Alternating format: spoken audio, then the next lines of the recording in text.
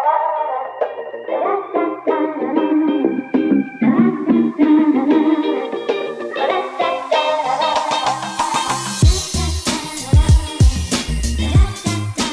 everybody, and welcome back to episode 14. Is that right? Yes. Guys, can you believe it? 14? Episode 14, they say, of Not So Subtle, the world's greatest podcast. And it's a podcast in which we talk about just random topics that we like, cover a variety of things. We talk about a movie that we've watched this week, which this week is The Shining. And we also like to talk about some video games. But I think today we're going to start off with a recurring segment. Thank you. I mean, we've done it once. We've done it once. But I feel like it could become recurring. Is it too early to call it a tradition at this point? I don't. Yes. Okay. Yeah, probably. Because we're going to run out real quick. All right. Here's a question. When is it too early to call something, or when can you call something a tradition? 3 times. 3 times? 3 consecutive times. Really? Is a tradition. Yeah. So, is it a tradition that we're at Dane's house for the podcast? This is the second time. Consecutive times. Oh, 3 consecutive. My bad. Isn't this only the second time that we've recorded? Wait. No, we did Check one the at the tapes. table. Oh, we that's did true. one That's right true. here. That's true. Episode 1 was actually here. Yeah. Good times. That is actually true. So, anyways, the recurring segment. Back when we had a lot of views. Back when we had viewers. You're They've declined savage. horribly You're since savage. then. They haven't. They've actually been increasing lately, so, that's pretty cool. Guys, if you're listening to appreciate this you. from the Facebooks, Yeah. What's up? welcome. Hey, welcome. We are doing a recurring segment here of One's Gotta Go. We had a lot of fun last week. No, that's- One's gotta go. One's gotta go. Okay. Switched up a little bit. That's good. Not bad. Coulter, you got the goods with you. I So am the one. you are The one. one I that's am the gotta one, the go. one that's Oh, wait. done. I don't gotta go. I mean, you could if you wanted to. I wouldn't. Guys, we're continuing something from last week, one of the categories, but this time we're up to some higher degrees of candy bar. Oh, okay. We've But of course, transcended. I don't know what's a good candy bar. I mean, apparently, You don't. Crunch Bar is not number. Crunch Bar is not on this one. Look, you said Crunch Bar was It's your not. favorite candy bar, and you said that Milky Way wasn't a seminal classic. There's 2 offenses right there. Crunch We're waiting for the listen, third. Crunch Bar can be your favorite candy bar. That That's doesn't fine. upset me. But That's the fact fine. that you claimed and felt like Crunch Bar was a lot of people's number 1 bar is I never said that. that is the it's like a top 15. Barely makes the top 15. Top 10 anime betrayals. Is Okay, Coulter's so love of Crunch Bar. we've got 4 seminal classics going. We got 4 Seminoles. We got. I don't know if I can trust your opinion on seminal classics. How about I say them then? Okay. We got Butterfinger, Ooh. Kit Kat, Snickers, and Twix. I already got mine. Snickers, gotta go. Kit Kat has got to go. Really? Yeah. Awesome. Butterfinger's gotta go. I'm not a peanut butterman. Oh, it's because you'll die. No, No. I'm not allergic to that. Oh, that's you're not allergic to peanuts. That's right. Other nuts. Butterfinger is Why do I always think that? Butterfinger is probably one of my favorites for sure. I feel like you buy Butterfingers a lot. Yeah, I like them. I like the crunch they got. I like the peanut butter. I remember multiple times you buying a Butterfinger. They are messier than They your melt average. fast. They melt. It's and because they, that it has a very thin layer yeah, of they chocolate. fall apart when you bite them. They fall apart. That's all true. The It's time, like which is flaky and annoying. shit. So, but yeah, Snickers for me. I don't like. I like Milky Way because it's basically a Snickers without the peanut part in it or whatever. So here's the thing. Snickers is just like... That's like... when I think of a candy bar, I think of Snickers. Like, it's just a classic. Like It is a classic. I just don't like it that much. That's fair. And then Butterfinger, I never ate that much, but whenever I do eat one, I'm like, I mean, these are good. Like, why don't I eat these more? And then, what was the other one? Twix. Twix and Kit Twix Kat. is like the cookie part of Twix is like, you can't beat that. Yeah. And then Kit Kat is good. I eat Kit Kat, like, it's a solid choice, but out of those, it has to go. Actually, I wasn't happy about it. I mean, Kit Kat and Butterfinger for me are on kind of a similar level. I just happen to eat Butterfinger less, but I actually kind of despise wafers. I don't really like wafers. Really? They're just like, if you ate like cardboard or like... They just, do have a... I am angry. It's like it's like edible air. Yeah. Like, I don't even know. It's nothing. very It's light. not very good. And the taste it does have is like not that good to me. Yeah. That's, I mean... I like Kit Kats, but I mean... Yeah, I mean, we don't need take. to talk about it anymore, so... Okay. Okay. Twix is my favorite. I could have Twix at any Twix day is of the your week. favorite? Wait, Yeah. what's everyone's favorite? Yours is Butterfinger out of Yeah. this? Twix is your favorite? I would probably say... Twix is probably my second Twix favorite. is probably my favorite out of those. Yeah, I don't know. Snickers is really good, but Snickers. out of those, Twix is probably my favorite. Mm-hmm. All right. Well, let's switch it over to a different type of candy, and I guess my screenshot of this turned out blurry. It's horrible. I Oh, don't you know know how how you might that be doing happened. 3D touch. Oh, really? When you do 3D touch, it blur it like because you're probably trying to. Were you trying to save it initially? No, Oh, because you might have been but holding. I probably just you might have fudged been up holding in some down way. on the like picture, and All then right. it did 3D touch. Now you guys know. Now you know. I don't know how to use my phone.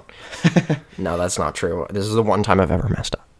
Just Ever. in your life. Okay. In anything. What do So we got? a different type of candy, a more sugary type of candy. We got Skittles, Ooh. Starbursts, Mike and Ike's Sour Patches. Mike and Ikes, I gotta go. Mike and Ikes, you gotta go. You gotta go. Look, Mike and Ike's, nothing wrong with them. I remember eating those actually a decent amount when I was a kid because my dad likes them. And I also like hot tamales, which is basically Yeah. like a. Just spicy. It's just Mike and Ikes. isn't it? Yeah. It's the same thing, right? Spicy Mike and Ike. Okay, yes. This is a spicy Mike. So that's an inside joke. So they have the Mike and Ike's and they have the hot tamales. They have the regular hot tamales and the super hot tamales, or like the black box hot tamales, which are like, if you're a man, you're gonna buy the black box hot tamales. Mike and Ike's are pretty good, but let's be honest here. Starburst, classic. Yeah. Skittles, can't beat them. And what's the other one? Starburst? Sour Patch. Or Sour Patch. Honestly, Sour Patch is a classic as well. I might be able to.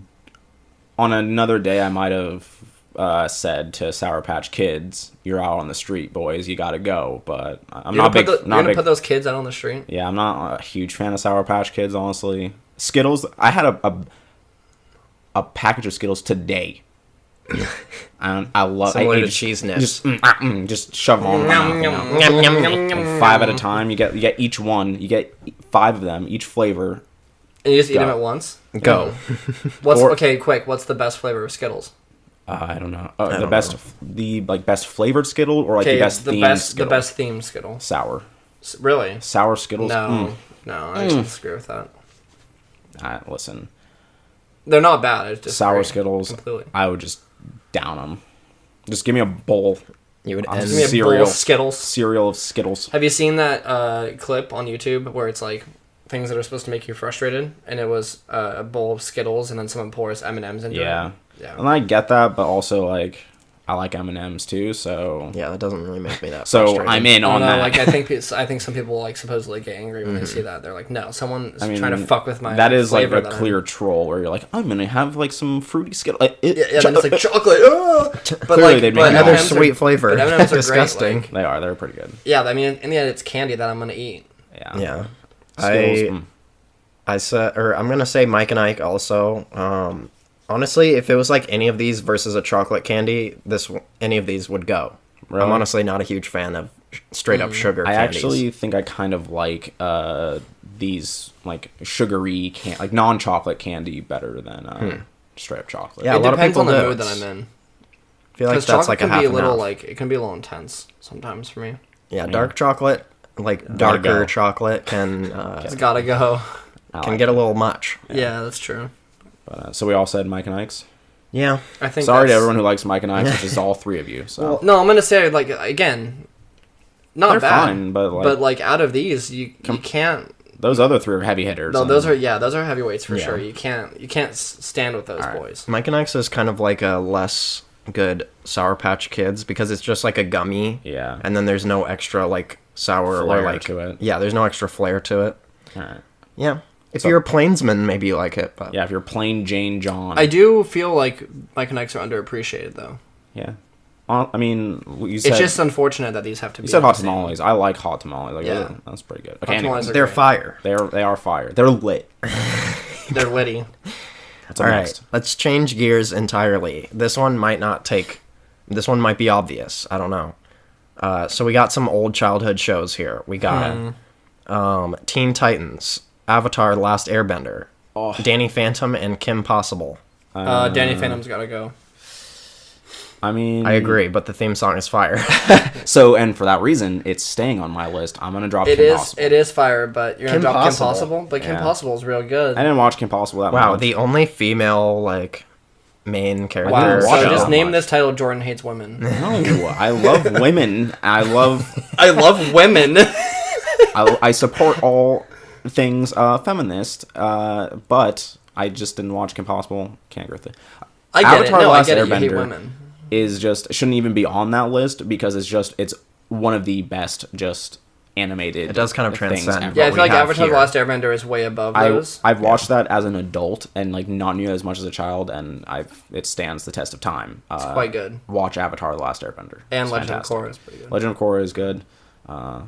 Teen Not quite as Titans, good, but- some of it is really good. Yeah, Teen Titans was. I honestly So- didn't watch like Teen a Titans. whole ton of that, but I enjoyed what I saw. I feel like Teen Titans does that thing where, I can't even really say, or, yeah, we can't really say another show that does this, but it has the thing where, like, it starts out as a kid's show, and it Yeah. is mostly a kid's show, but you're watching it and you're like, oh, and it kind of like Justice League or something where or not necessarily a superhero related thing, but in that vein where you're watching it every week on Cartoon Network or whatever, and you're like, oh, this action's cool. Like, Yeah. they're doing really cool stuff. It's cool to see Robin and all this stuff. But then, like, I think it's after spoilers for Teen Titans. I think it's after they introduce the plot point of Raven's dad being the main villain. Like, that show gets pretty dark. Like, Yeah. there's some real like. Yeah. The show has an edge to it, though. Yeah, there's some real like adult themes. Teen. It's called Teen Titans for a reason. It ain't called Kid Titans. For, Yeah, and I feel Kid like Colossuses. it actually gets pretty Kid Colossi. pretty intense. Yeah. Like, towards the end of that whole thing with series, Slade. it's That's a Yeah. dark like series. thing. Deathstroke. Pretty cool. Yeah, probably my favorite is Teen Titans just because I didn't really watch that much of Avatar. Like, I knew it was good. So good. And what I watched of it was really good, but I watched Teen Titans way more. And, yeah, the Slade stuff, like the episode where, like, it's like Robin versus Slade for, like, a couple of episodes maybe or something like that. Those are just really cool. And, like, as a small man, I always enjoyed the, like, edgier things Right. in cartoons, like Samurai Jack. There's a legendary episode of Samurai Jack that I may or may not have already shown you guys in the haunted house. Yeah, Did I we already watched show that this? one. Yeah. Yep.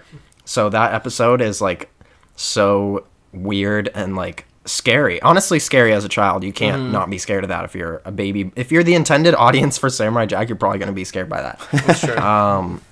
But yeah, and then like Courage the Cowardly Dog and stuff like that. I always like the scary and like the mysterious. So like that doesn't necessarily apply to Teen Titans that much, but those particular episodes Well, really left a mark on me. It kind of does because that's what I mean. Those are good. Those are good examples of shit. Like that's what I wanted to bring up, but I couldn't think of any. But like Teen Titans catches you off guard with like mature either events or like I remember there's like a lot of dialogue between just the characters like Cyborg and Beast Boy, and like they all like have like these like life struggles that they're going through pretty much, and you would never expect them to tackle that on a cartoon, especially not one on Cartoon Network. Yeah. That's not on Toonami or anything like that, but it was pretty good.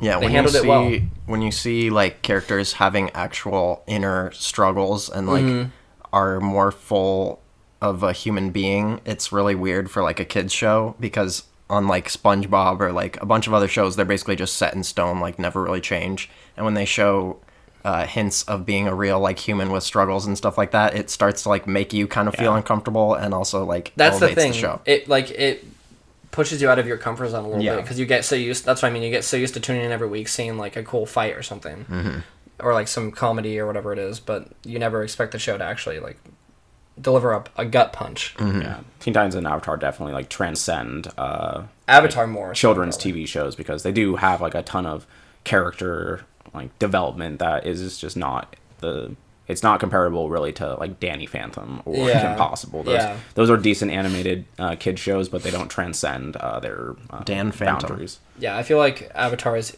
far and away the best show out of this group. I think so. By far. But All right, should we do one more? I have like Why a not? bunch more, but I don't think we should Maybe do a all of couple them. more. I don't know.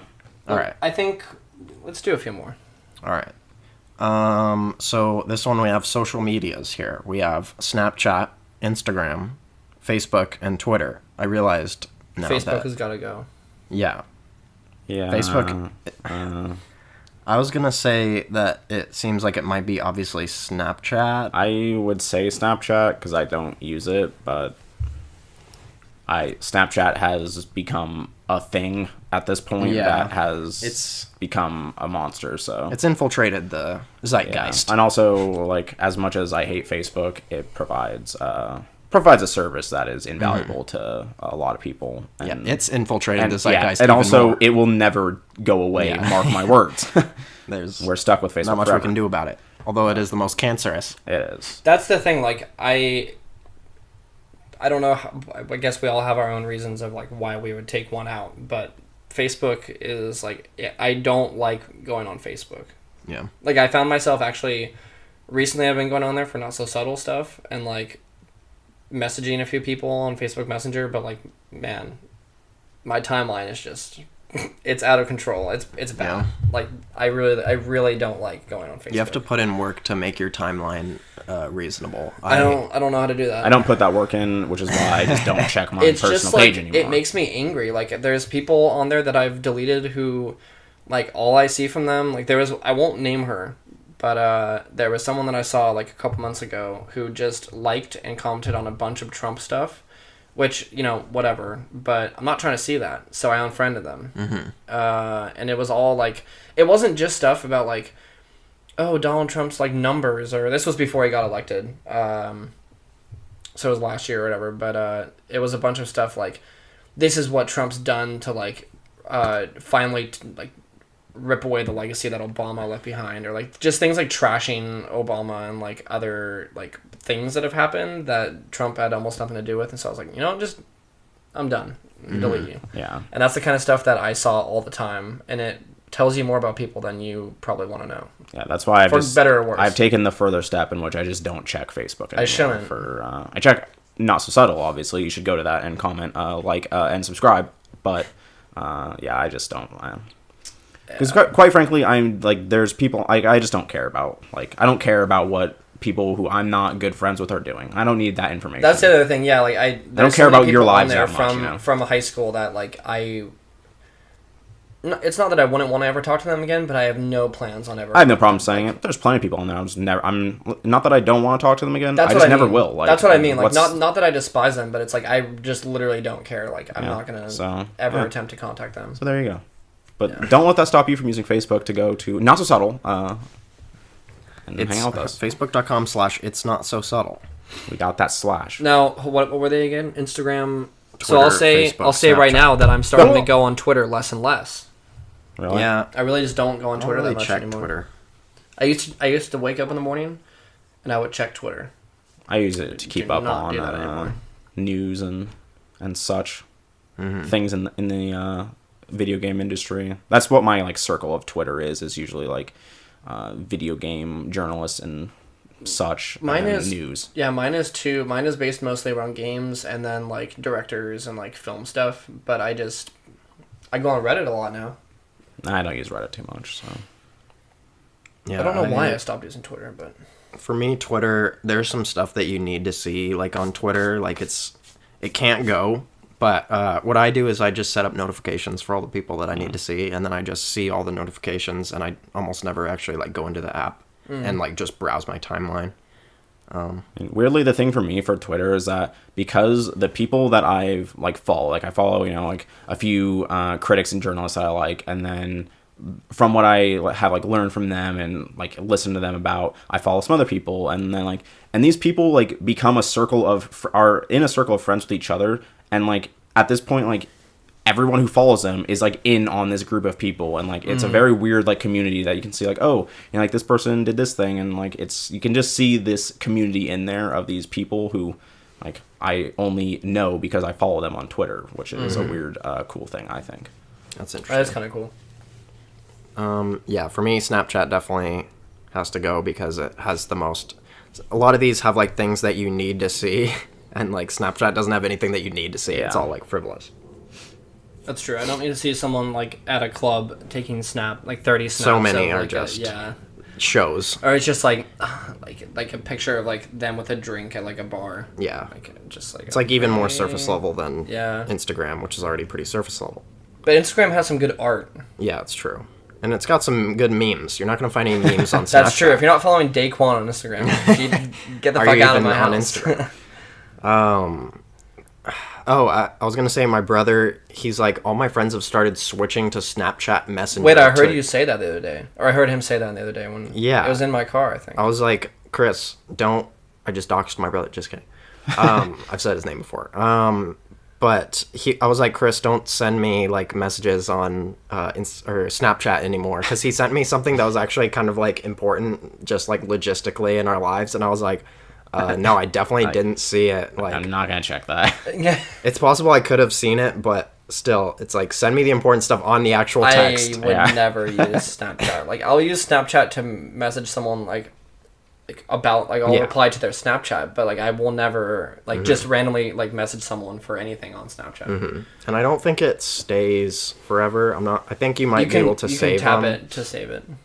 Yeah. But yeah, like, But then it takes up space. yeah, it's just trash. Are we in agreement that Snapchat has to go, or No, are you still on Facebook? Facebook has to go. All right.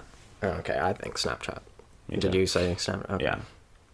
I'm just sticking to my guns because it makes me angry. Yeah. If fair. we could live in a world, if there was some like better, like, how are we gonna communicate and see our parents when we're gone, other than Facebook? How are we gonna know about their lives?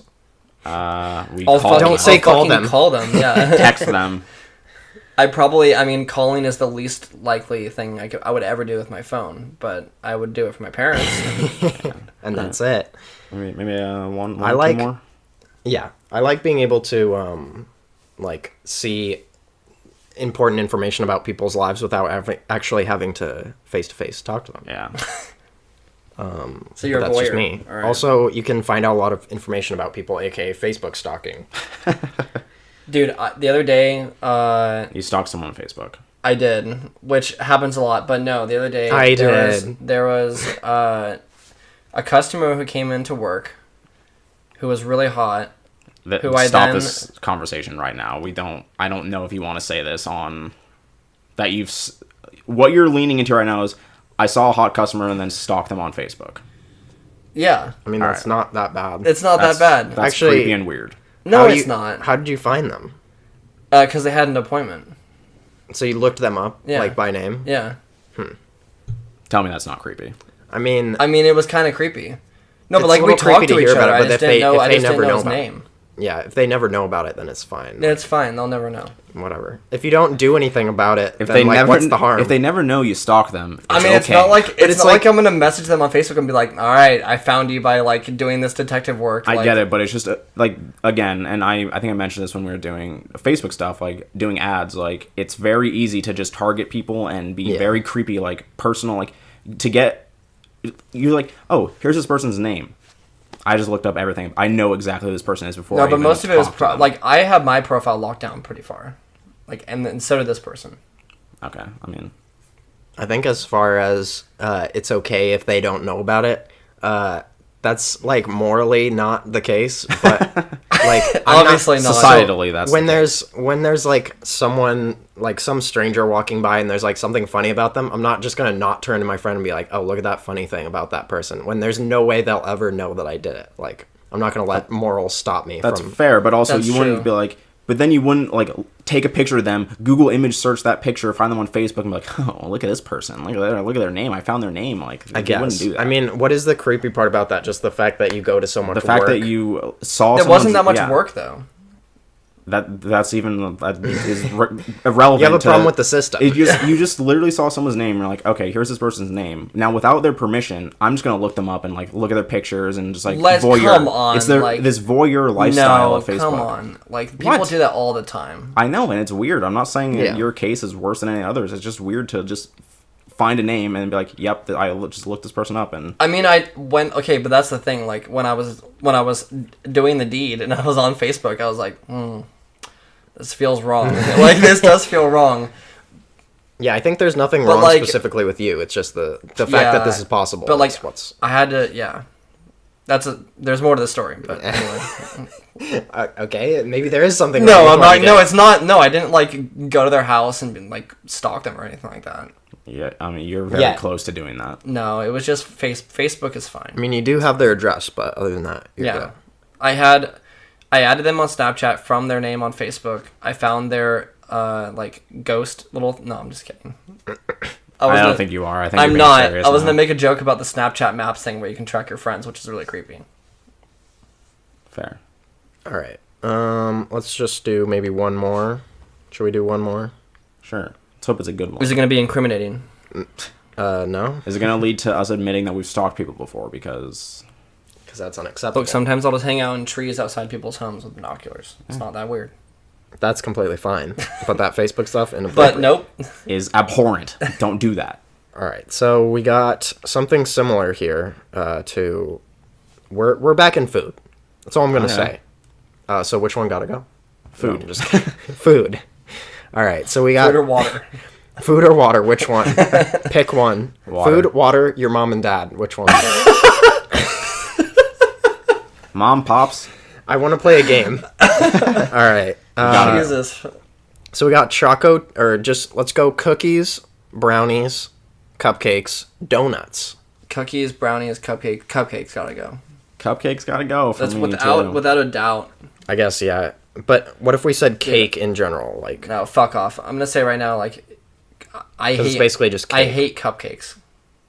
Yeah. I despise. I was that kid who would like scrape off every trace of the icing and just eat like the fucking like Wait, little cake. what? How do you eat cake that way too, or? Like on cake, yeah, I'll scrape off almost all the icing. It just makes me like sick. I understand that.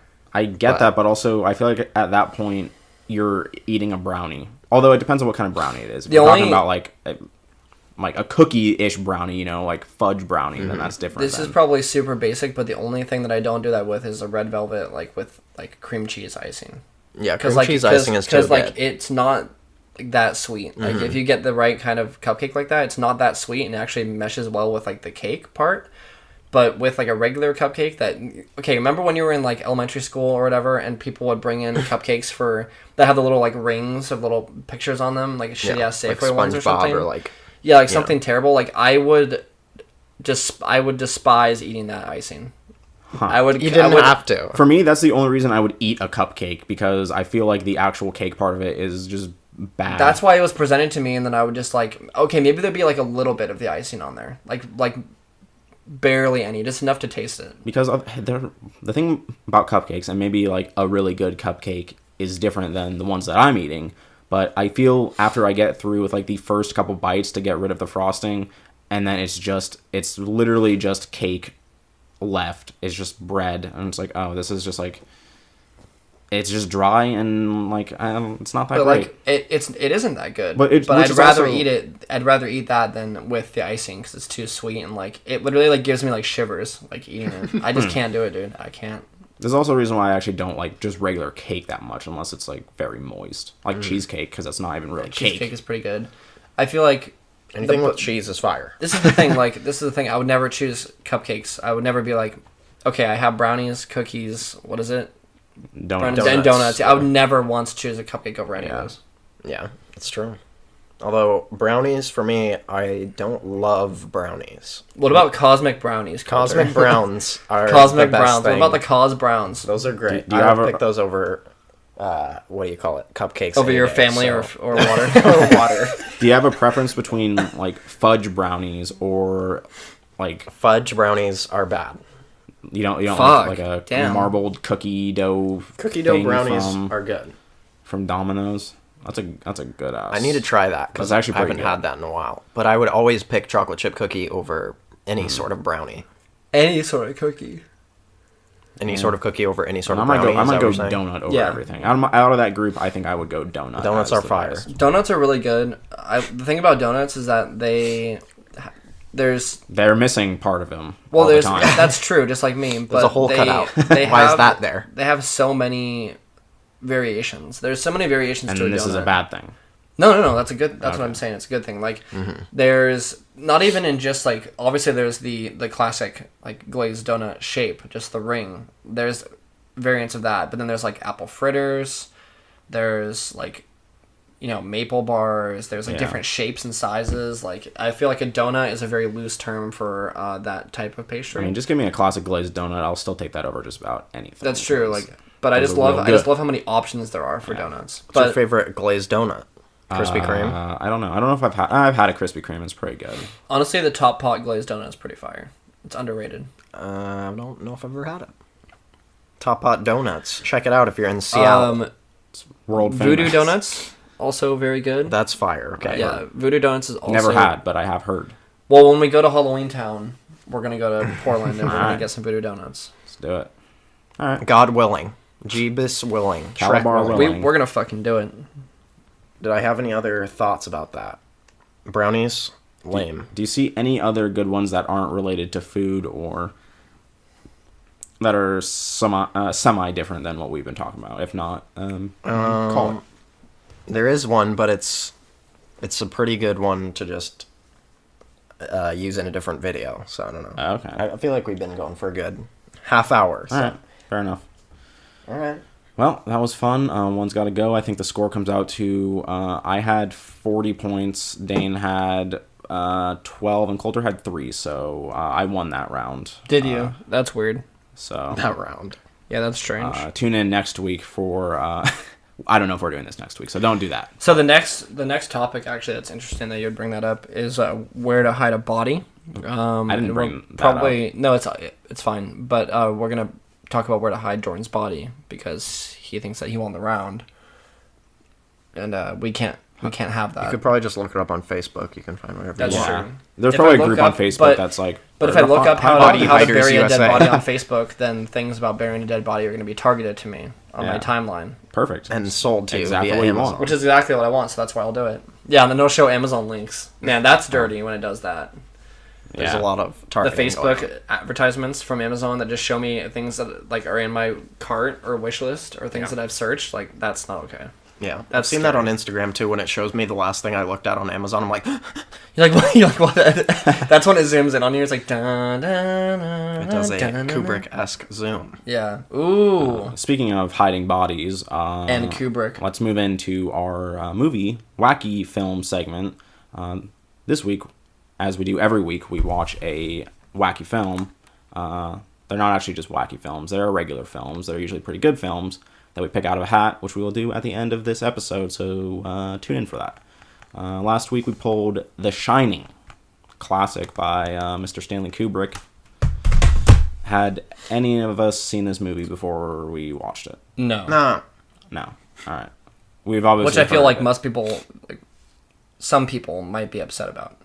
I mean, well, you're gonna get upset that I haven't seen a movie. I mean, Well, no, but not upset. But if like, you get I upset think, by that, then no, shut but off. I think some people will see that or hear that and be like, they haven't seen The Shining, or like, you haven't seen.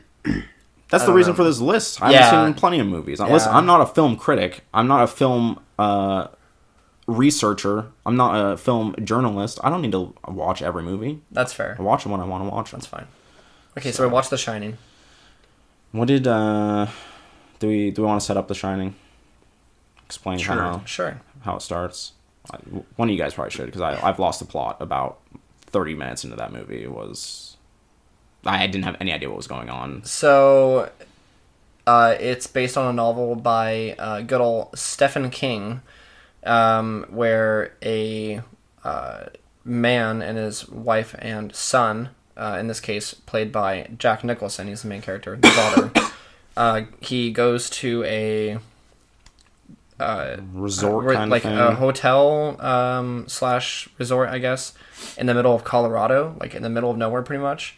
Up in the mountains. In the mountains, yeah. Snowy. Yep, it's somewhat close to Denver, we're led to believe, I think.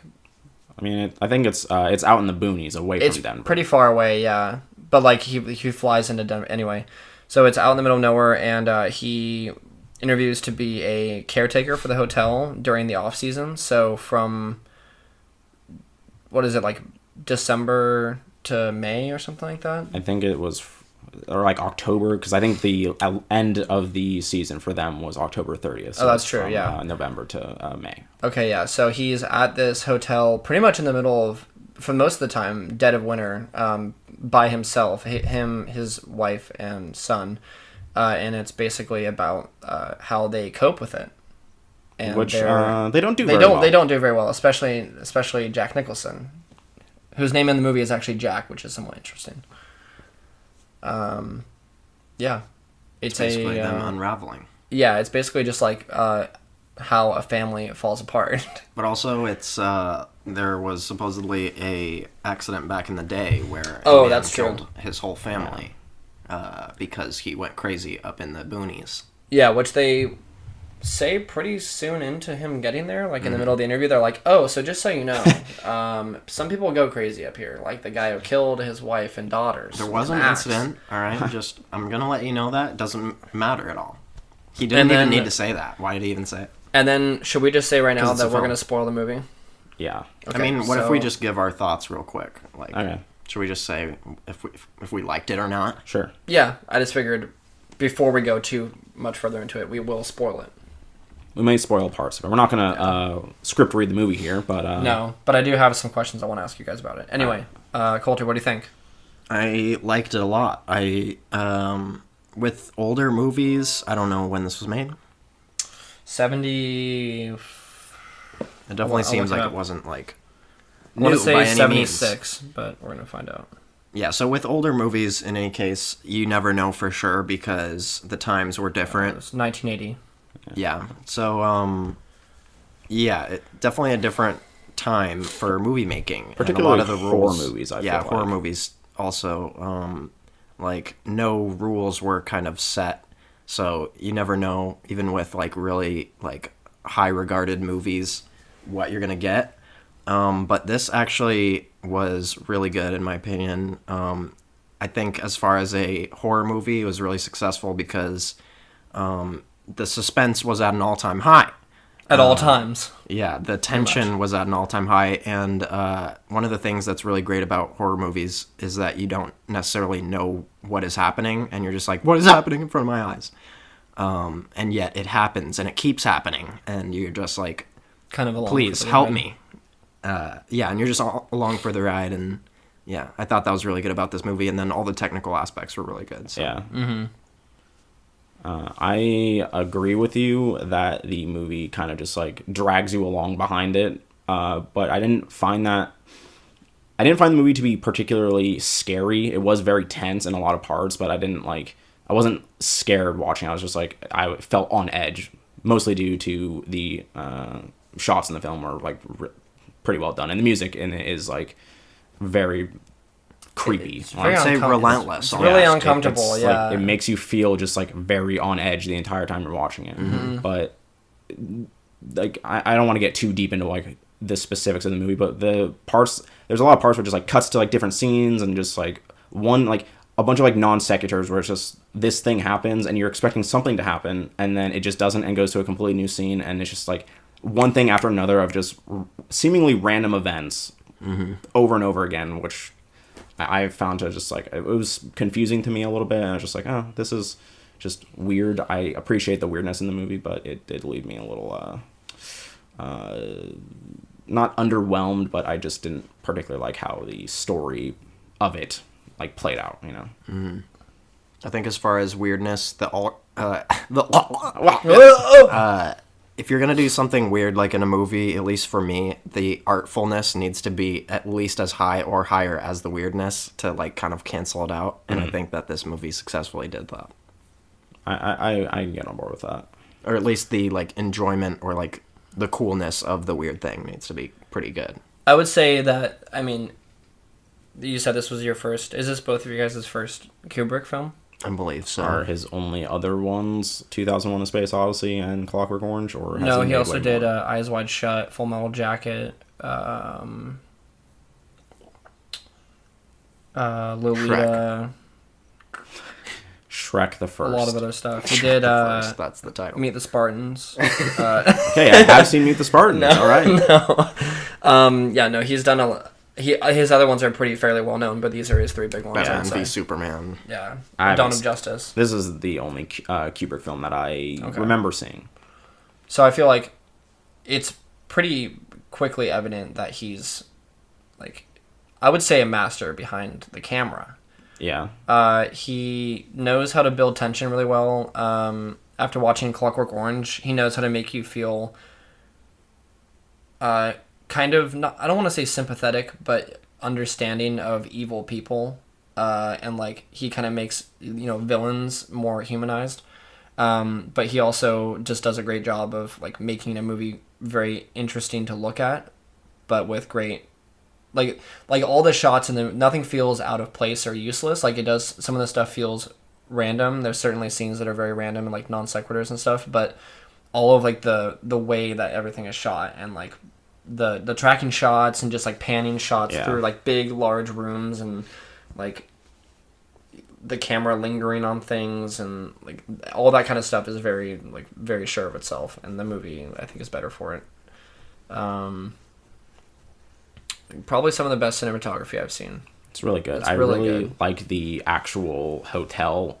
It's very few times in that movie do they just go to the same room. Like, That's there are true. so many rooms in that movie, and they're all, like, weird, like, colors. Like, there's one scene at the end where they're kind of in, I think it's his wife's room, and it's like this kind of, like, bright, like, yellowy room, and then he opens the door, and on the other side of the door in the hallway, it's just, like, stark blue, and everything is just blue. It's just like, wow, it just looks very strange. Like, Yeah. there's a bunch of just weird colored rooms, and also I really like the shot where it's kind of like the first time where he's typing up the story that he's doing throughout the whole movie, and it's just, like, this very ominous shot of him, like, pulled back from behind. You can just see the 2 walls. It's framed, like, perfect law of thirds, where it's just perfectly in the middle. Everything is separated, and he's just in there just typing on the thing. The room that he's in is just massive, and like, it looks very imposing, and he's clearly losing it during that scene where he's just typing like and there's a monster. There's a lot of scenes where, I mean, we can talk about Jack Nicholson's performance, but very good, I would say. Yeah, it's very Jack Nicholson. I feel like I'm less impressed by that because I know exactly what I knew going in, that he does that. Like, that's true, a lot, but I think it's still like good nonetheless. This is, like, where that became a thing now, because I feel like it's been spoiled for us a little bit because we know, like, everyone knows here's Johnny. Yeah.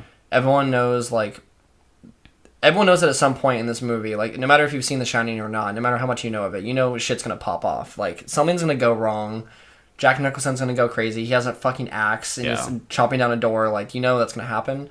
But I like how throughout the movie they're, like, pulling out, like, threads of him, and, like, he's just as it progresses, you're like, well, he's really not doing well right now. Like, he's having some problems. Literally unraveling, like, the entire movie, where it's just like, okay, first he's kind of, like, a little, like, rude and crazy, and then by the time it gets to, like, the end, like, 45 minutes of the film, he's just, like, hallucinating scenes, and just, like, he's completely lost. Like, once it got into where he was ordering drinks at the bar with, like, people that weren't there, and, like, just stuff like that, I'm like, something, well, I don't know.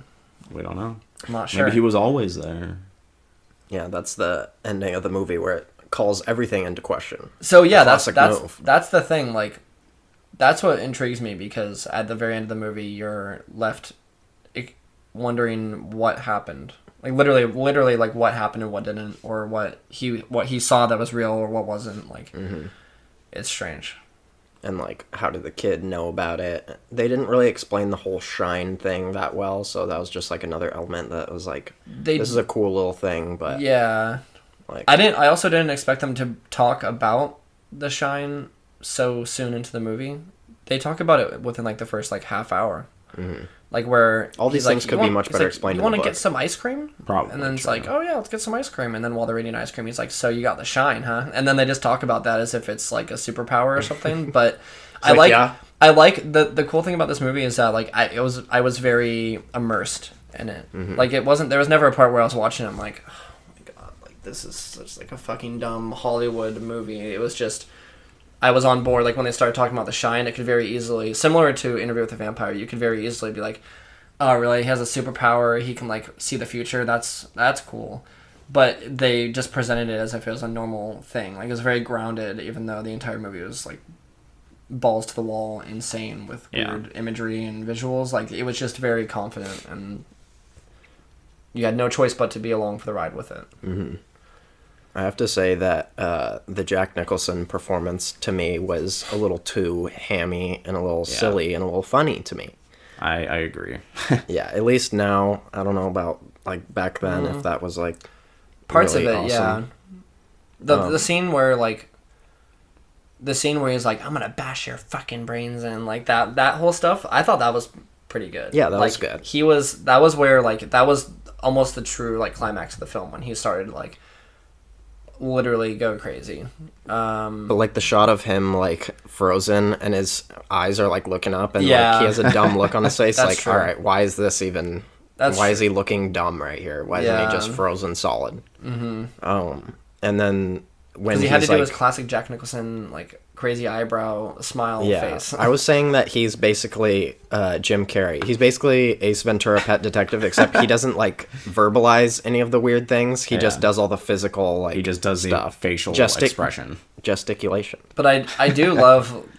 There's a lot of just scenes where I actually laughed when he was typing on the thing and he was telling her, he's like, so why don't you get the fuck out? He's like, next time you hear me typing like this, click clack, and he's going like he's doing the face, like that was just, in my opinion, like perfect physical comedy. Like, and it shouldn't have been funny because it was basically just domestic abuse. That's the thing, is I don't know if his performance was specifically trying to like be funny in like a dark humor way, but it came off to me like that, and that kind of dulled the edge of the movie for me a little bit, where it was just like, I should be intimidated by this guy, but he's just done so much like weird. he is so goofy with his like expressions, like he's so over the top with it that it was a little comical to me, and that lowers the intensity in a lot of the scenes for me. I agree with that partly, but part of it also just shows that he's so far removed from like how a normal human would act, or even like realize he's acting, that it's like that's why he's crazy, because he's just so like far removed from like how anyone would actually react in this situation, or like how anyone would actually talk to their wife. He's just like completely past that. He's well past that. I feel like maybe in the parts where he's like hallucinating or whatever, where he's like talking to the bartender and like the supposed caretaker of the hotel, like I feel like he should have just been talking normally. I would have probably liked that better personally, because I feel like some of the most silly facial expressions and like weird things were during those parts, and I probably should have been paying more attention to like their conversation and what was actually happening. He still could have like said like silly stuff, but he didn't have to like be crazy like Jim Carrey. That's the thing, going is, like, insane. His overacting of it was distracting to me. Where like if it wasn't done in that kind of weird, over-exaggerated way, I feel like those conversations would have been, like, that whole scene would have been creepier. Like, the first time he goes into, like, the gold room, it's this really, like, extravagant room. It's completely empty. And, like, he goes up to the bar, and he's like, oh, I'm gonna, like, have me a drink, or I wish I had a drink. And then it just, with no explanation, it's just like, oh, now this bartender is here. And, like, it's just like, wait, was he actually there? Like, that was confusing at first, and, like, cool. It was, like, creepy at first. And then he starts doing his, like, the way he's talking, and it's so over the top. I was just like, just be normal for, like, a brief moment and convey the scene for me, and not do, like, the just ridiculous facial stuff, because it came off silly to me a lot of the time. Didn't really appreciate that. Yeah. That's fair. For some reason, I was thinking of, like, with these non sequiturs, I was thinking of, like, Inception. Like, is this real? Is this not real? Kind of parallels to that. And for some reason, I hate the Inception version of that way more than this. Like, when it's used for horror, I feel like it's a lot more effective than I was curious what you guys thought of the Inception. I don't want to of Inception. Let's watch Inception right now. I'm curious what you guys think of I hesitate to even call them dream sequences, but of the like hallucinatory, like real / unreal / like alternate timeline stuff. Like, I don't even know what to call it. I don't want to say alternate reality, but like AR. It's weird. It's super weird. Yeah, are you talking about, like, specifically the one in the ballroom, or, like, the ones that happen throughout, where it's, like, flashbacks of, like, the two daughters? Everything. So the stuff in the ballroom where it shows, like, where he goes in, there's, like, the party, like, the 1920s, like, July... Because I think that was what we're led to believe. That was, like, the July 4th party or whatever. Or some sort of, like, New Year's party or something. And then, like, the scene of the girls, like, murdered in the hallway. The scene of, like, the blood, like, they show that a few times, the blood, like, flooding down the hallway. Pretty much all of that. The scene where they show, like, where she's walking around and she sees because that's the thing, like, at one point we were led to believe that, when it first starts, we're led to believe that Danny is seeing this stuff because he's in touch with the shine or whatever, and that, like, I think what the chef explained is that like, when events happen, there's, like, a shine of them left or whatever, like a fragment of whatever it was, so, like, if those girls got murdered, the reason he's able to see that is because he can touch, like, contact that or whatever.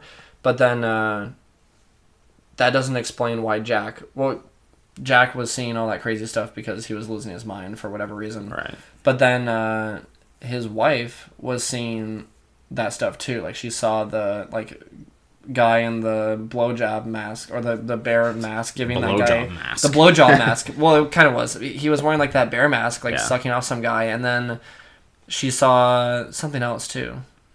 I thought she saw a few things. Like, everyone saw something that wasn't quote unquote real. Mm-hmm.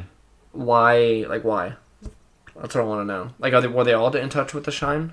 I don't know, because honestly, I checked out, like, while they were discussing the shine, so I didn't even really catch most of that. But what it seemed to me was, like, and, like, to me it kind of came together at the end a little bit with that picture where it was like, okay, it's showing him, like, in this picture that was like, oh, you have been here all along. So it's like, well, did any of that stuff really happen? Or is, like, is this like a haunted house, like, situation where these people were in this house and, like, you know, there are like ghostly remnants, like, still, like, there, like, inflicting their ghostly harm on people or something like that, you know, as opposed to, like, this is, like, as opposed to them going in and only having the kid be, like, the person seeing things and, like, connecting to it, and, like, Jack being like, oh, he's insane, which is why he's seeing this. Mm-hmm. Maybe it's the case that they're all just like the house at the resort that they're in is, like, haunted, or they're just, you know, they're all ghosts in there or something. I guess, yeah. I don't know if that is made clear in the film or not. It's not made. That's the thing. It's not made clear. In fact, it's made very, like, it's very muddled. Yeah. So I want to. That's why I want to either watch that documentary, the Room 237, or like, do some research online or something, because Read the Cliff's Note. it's very confusing to me, and I feel like I like that element of it, but I feel like I'm missing something. I feel like they probably do make it pretty obvious, like, not obvious, but I feel like there's hints to what is actually real or not in there that I just may have missed. This whole time we've actually been talking about Inception. By Christopher Knowles. I really don't like it when people leave stuff, like, open to interpretation, or, like, you figure it out yourself. It's like, Yeah. all right, bud, I came here to, like, watch you tell me a story. I don't want to try to figure it out myself. Well, that's what I mean. Like, I want to believe that it is explained. Like, there But is an somehow there's a way to figure it out. Yeah, because I feel like they give you all the, like, it's not like there's anything that is left unsaid or unshown or something. Like, they show you a lot of stuff, and they also kind of give you all the, like, pieces of the puzzle. I don't know if that's necessarily the case, because I feel like they might give you the pieces of the puzzle, but also, like, the pieces of the puzzle they give you are, like, cut in, like, 14 pieces, and That's you need true. to tape them back together, and, like, at that point, what is the point of showing that stuff if it's not easy to connect those dots on the first, like, viewing? Like, at the end of that movie, you're just like, well, there's like, the fact that you're even like, I need to, like, go back and watch this is an indication that they didn't give you the things that you need. Like, you need to have someone explain it to you because it's not thoroughly explained in the movie. But I think there's also an aura of mystery that they want to present it with, because the entire... Again, and in that case, Yeah. then, like, those questions are there because they don't need to be answered. Like, that's there to leave that lasting effect of, like, just stop. The end of the movie happened. But there's just elements of it that I'm curious about, like, especially where it was, like, partway through the movie where who was he talking to? Jack was talking to someone, and he said, like, oh, I had a feeling that, like, when I first came here, I had a feeling that I had been here before, and, like, I knew what would be around. That's when he was talking to his son. Okay, yeah, when he was like, I know what will be around every corner, and, like, all that stuff. And so there's a thing there where you're like, is he being reincarnated or something? That's like, there's that element of it, but then, like, that's what I mean. Like, they give you a lot of pieces where you're like, okay, he could be reincarnated. he could be like hallucinating the fact that like he could be just crazy thinking that he had been there before and he actually hadn't been. But then at the end they show that picture of him in like 1921 when I think this took place in like they said like, oh, something about 1970, so it must have been like, 75 or something that like picture that. for me is like the point where it's like, okay, if this picture is like true and not like a like picture that I put there, it's like, oh, did he like get added to the picture, or like like if that is an original picture of him, in there, like because he looked different in the picture. He had did. like He looked shorter a little hair bit and younger, stuff. and but like that's like, okay, now was he literally always here? Like is he just part of this thing? Is he just like a ghost? Like what does that mean? That's what I think it is. I that's what I came to believe at the end. I don't know if that's true or not. Someone could correct us if you know, but He's a specter. yeah. I am gonna be looking up a lot of stuff about this because I'm curious.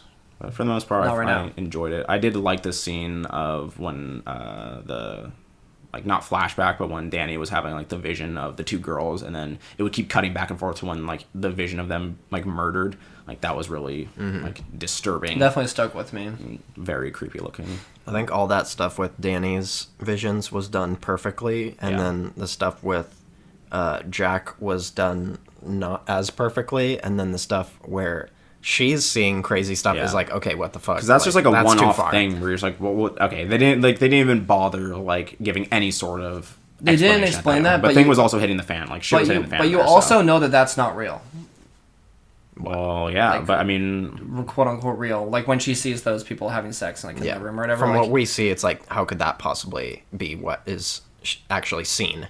Right, so that's what I wanted. And there's also like there's that scene where he is like making out with that girl, but then she turns into that like decomposing rotting woman, corpse, like which was who we're gross. led to believe is the woman that the guy murdered, like her wife or whatever. That Or makes his wife. psychological sense. Yeah, and so you're like, okay, so that makes sense because she's there, and then the caretaker is supposedly there, who we later see covered in blood, and then we see the two daughters. So that makes sense. But then the people in the room upstairs that she sees, like, no, I have no idea who those people are. I love how the whole movie is like thrown into question because of a like bare blowjob Yeah. vision. Like, what is this? But like that's the thing. Like it's interesting because it's such a like red herring, I guess. That could actually have, it could explain a lot about their mental states or what she is or isn't able to see or whatever. Yeah, it's interesting, but to me, it's like a pointless affair because Kind of. like someone can tell you what it means, but it's like if the movie didn't tell me what it means, then it Yeah, it doesn't that's really true. matter. that's what is how I feel about it. Is if I didn't get it in the movie, I don't really care after like now that it's done. Like I'm interested to be like, okay, that's what they were trying to do. But if I didn't get it during the movie, then it didn't affect me the way that they wanted it to, or maybe they didn't want it to. But Which is exactly what annoyed me about Inception. yeah, I get it.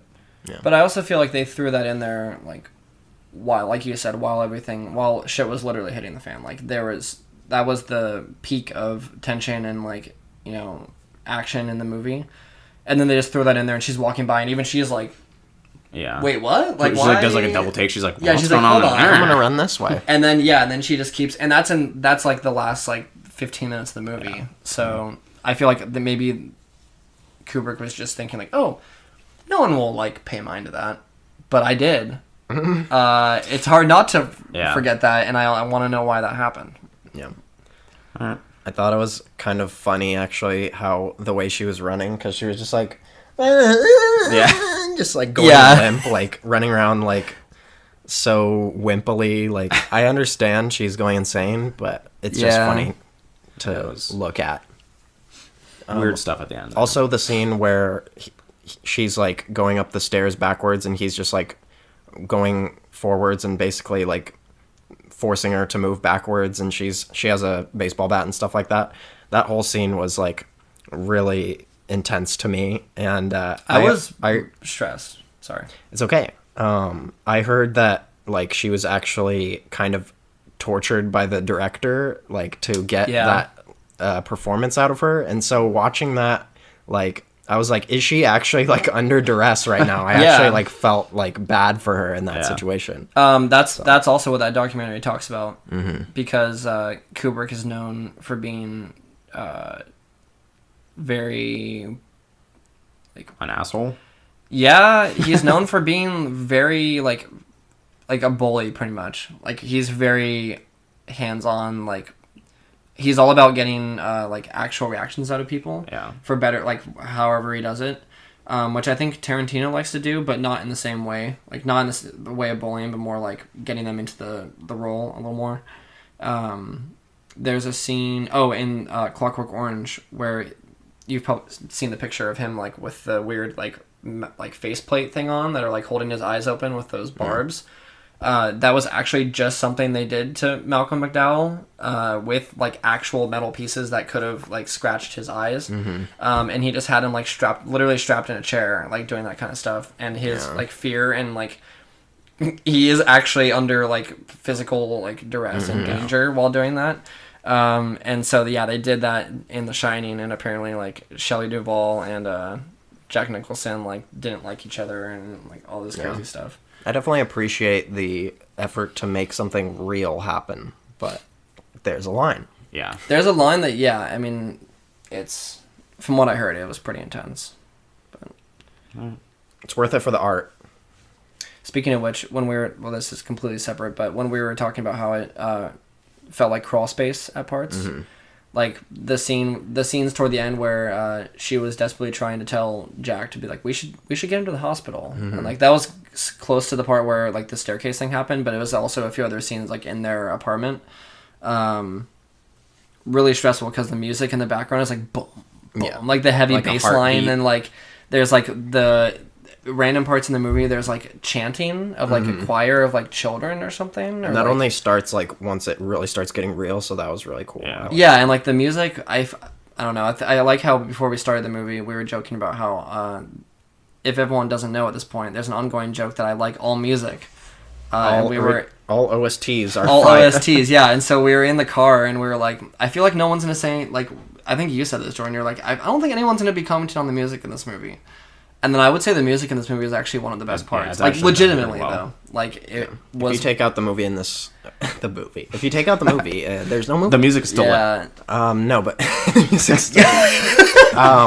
no, but if you take out the music in this movie, it would be so boring. Like it would be like, why are these shots going on for this long? Yeah, the music has, like, coupled with like the length of shots and like the slow zooms and pans and stuff like that. Like the music definitely makes you really uncomfortable. Yeah. And like when those non sequiturs are happening, that's why it's frustrating, because when you're watching it, you're like, okay, something crazy is about to happen because this music is just music is insane, just and, then going and then in. it just stops, and you're like, okay. I feel like Was that worth it? Yeah. this reminds me of like Dunkirk, because we had this conversation. Like that was what the music in Dunkirk was trying to do. It did not have that effect on me. It did in this movie. Like the music was so much like better placed. It's just it sounded better. It was just used in a way more effective way that actually conveys like what they're trying to, like an emotion, which is basically just like, oh, you're gonna be like on edge and like tightened up this entire movie. And it worked really well. Very overt music. I like overt soundtracks. I don't like subtle ones. Okay, not so subtle's the way to go. Got 'em. All right. Any closing thoughts on this, or anything else you want to? Were you guys more impressed by the technical aspects of the film or otherwise? Probably the technical aspects. Yeah, I was more of the actual just like shots of the, like I said, the rooms, the various rooms and like hallways was way more striking to me than most of like the actual things that were happening in the movie. A lot of those, like, not that those were bad, but like that, just like the actual look of the film is gonna stick with me longer than my like feel, like how I felt watching it, you know. And then the last question: do we feel like this movie was overrated or overhyped? I don't think so, because as I kind of said at the beginning, with a lot of hyped up movies, you never know whether it's going to be good or not, and this one actually kind of lived up to my expectations. So I don't think so. Yeah, like even with my like misgivings about it, I still thought this was a really good movie, and especially compared to like we watched like Halloween and Alien and like The Thing. Like these are all very old not very old. They're relatively old movies that have been held up as like, oh, these are like some of the best like horror and like thrillers of their time, and I found all those movies to be relatively boring. This one, however, was like done in such a, it's like a step above what those movies could ever hope to achieve. Are we gonna rate them real quick? Sure. Let's start with you, Coulter. What do you got? Well, my rating is not a rating at all. It's to say that you should watch this movie if you enjoy horror movies, tense movies, thrillers. Don't watch it if you don't like that stuff. And if you're a film buff, definitely watch it. Psychological, if you like that, watch it. If you don't like any of those three things, tension, horror, psychological, don't watch it. If you don't like good movies, don't watch it. Yeah, honestly, that's what like a good movie has. Dane? So this movie was not overhyped for me. I really enjoyed it. I feel like in terms of the technical aspects, I would call it a masterpiece. And I also really enjoyed for the most part, I really enjoyed the plot and like especially the music and acting and everything. Not all of it is perfect, but I would say that because of the way it blends together, I am going to give this an A+. Wow. Yeah, I'm going to give it an A+. So it's a perfect film. I would say A+ isn't a perfect film in my mind. It's just one that like that made a big impact on me, and I feel like this was pretty impactful. So I'm gonna give it an A+. I'm gonna give this movie 8 red drums out of 10. Nice. Red drum. Well done. All right. Well, I stand by my rating. no one's arguing against it. It's your rating. Stay tuned for the end of the podcast. We're gonna pick another movie and we will watch it next week. Please watch it beforehand so you can enjoy our conversation and not have it spoiled by you. Now let's move on to our final section here where we talk about video games. And that's it. All right, go. All right, guys. No. Listen up. We don't have any more hot topics, no more heated discussions about Overwatch this week, unless we want to get into that. I don't know. No more arguments regarding to. Daddy 76. But let's start. Dane, have you been playing anything that you want to speak up about? Or forever hold your peace? Honestly, not really. All right, Coulter? I mean, I'm trying to think here. Obviously, more Pubg. We got another chicken dinner the other night. Yeah. Me, Coulter, and our friend Colin achieved the impossible. No. Hang on, let me check my phone real quick. I invited you. Yeah, I'm not seeing any I sort of messaged you. message on here to invite me to play. Go to fucking hell. That's Dang. Yeah, so we got a chicken dinner. It wasn't quite as intense as other chicken dinners that we've gotten. No, definitely not. But it was handily achieved. Yeah. I feel like we went in that round. There's some good stuff in there. I think our placement was just on point as far as like where we ran to. Yeah, we played a little lucky, pretty aggressive. I think I ended with 6 kills. So like I think Colin probably had like 5 or 6 as well. Mm-hmm. So we were definitely going in and we were very confident. Like if there was never a moment really where I was like, I don't know what this guy is. Like I don't know what to do. What do? We can't run in this direction. It was always like, okay, we have a clear like path or plan to get somewhere, and we were always aware of our surroundings and like knew we were just on point that round. So it was pretty good. One more dinner to the list. Yeah, it's definitely a situation where your plans go as planned, and a lot of times in PUBG, your plans get thrown by the wayside when something happens. Yeah. Like when shit definitely got lucky.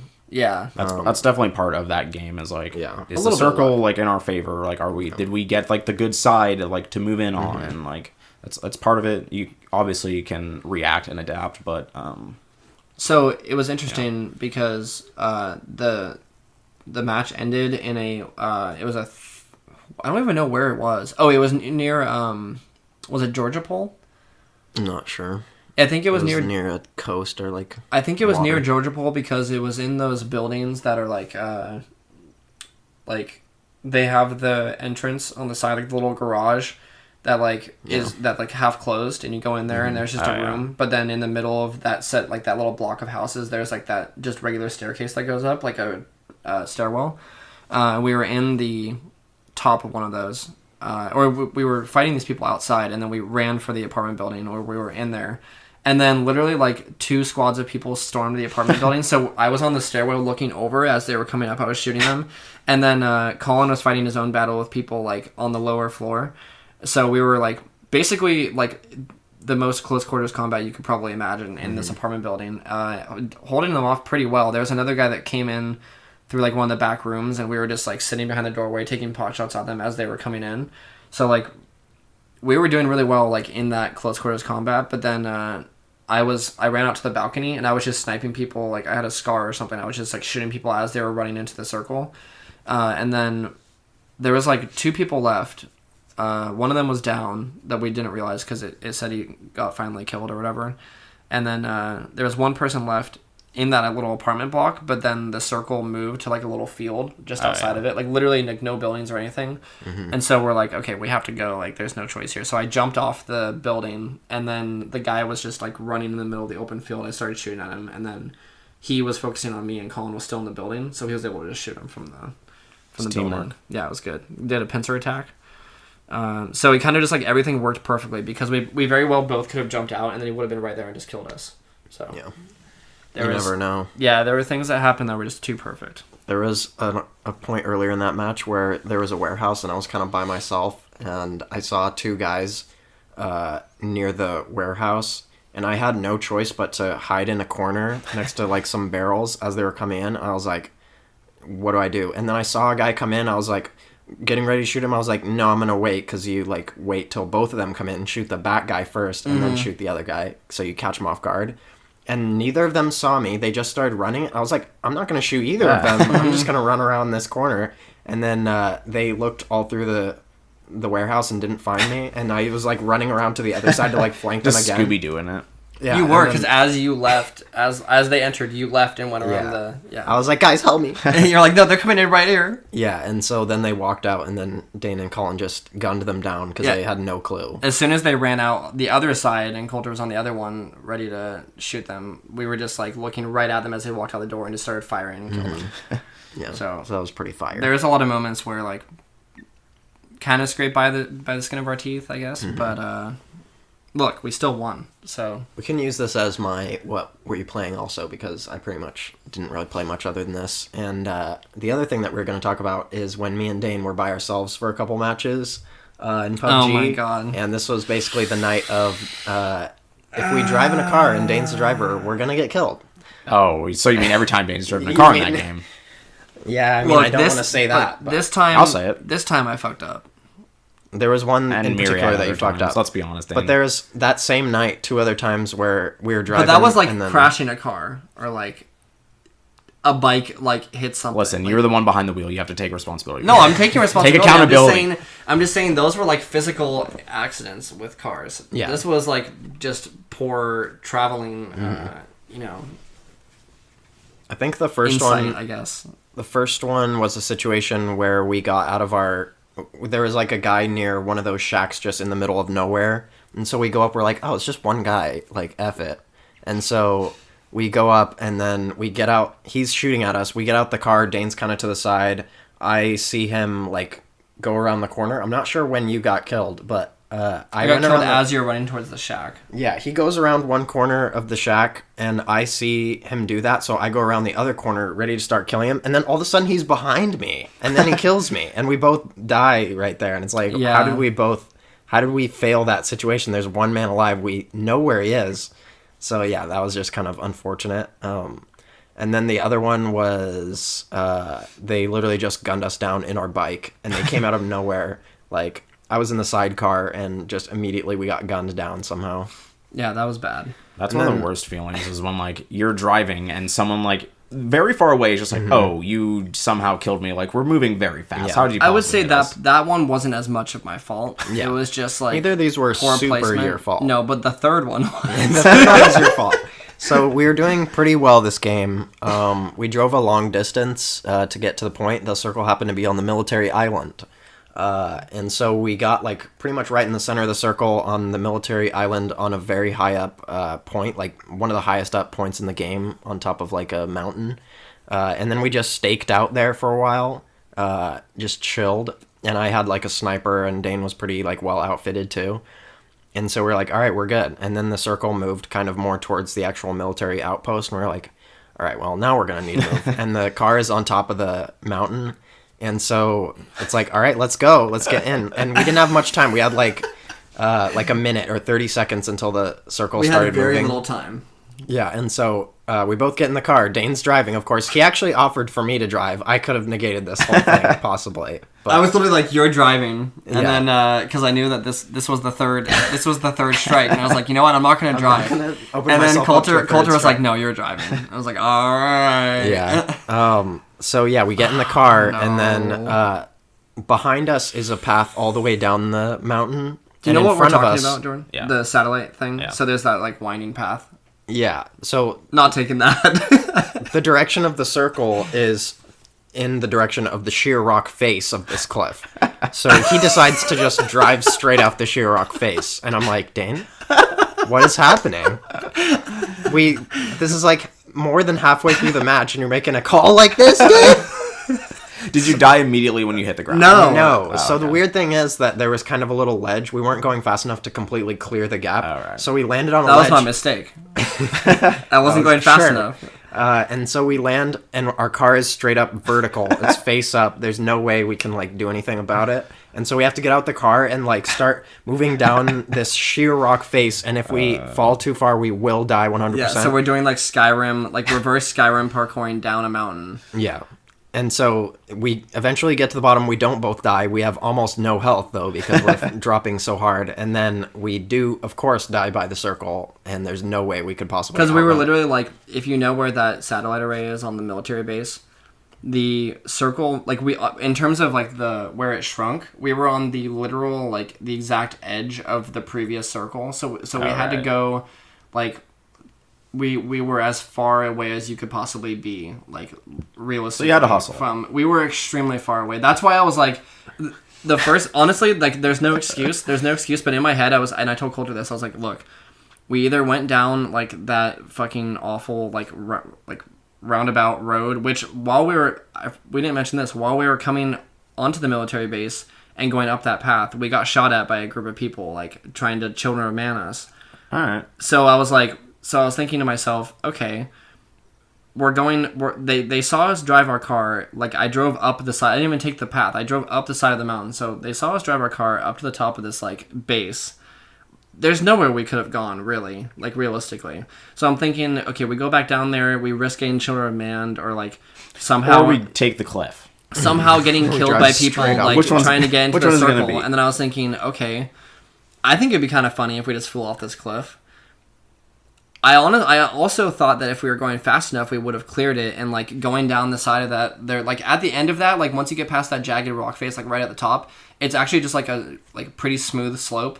So I was thinking, like, okay, we get down here, and then we're good. We're home free. So then I did it, but my problem was that I wasn't going You fast. miscalculated the speed. I wasn't going fast enough, and I just hit the rock face right in front of us. If I had cleared that, I firmly believe that we would have been okay. Listen, I still stand by it. All I'm going to say in this situation is that numerous times where Dane has been the driver in the situation, where we've been doing fine, there's no people around, mind you. It's just us driving. Many a game have ended strictly because our motorcycle might have flipped over and got killed one time. I mean, Dane hits a wall and we just die. There's a lot of Dane shenanigans. runs us over. I mean, listen, it happens more often than I would like, and you know what? I think there's a trend here, and I'm not...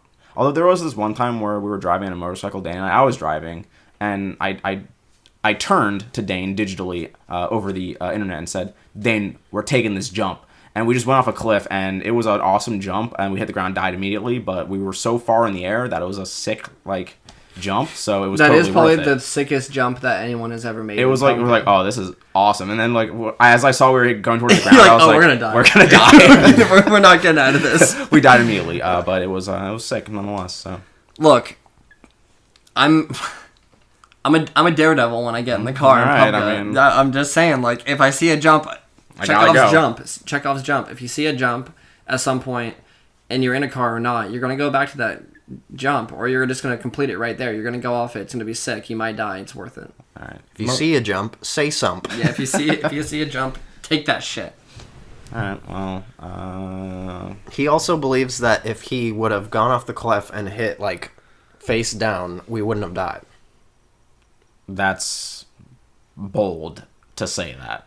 But think about it. Like, the car, No. we were in a Jeep. We were in a covered Jeep. I mean, that doesn't Like, matter. I know, but I'm saying, like, we were in, like, a pretty heavy-duty vehicle. Like, it wasn't damaged or anything. Like, we were flying off the side of this cliff. It wasn't like we were going to land, like, literally, like, you know, flat down on something. Like, we were probably going to land and go down, like, a slope or, like, tumble down the side of a mountain.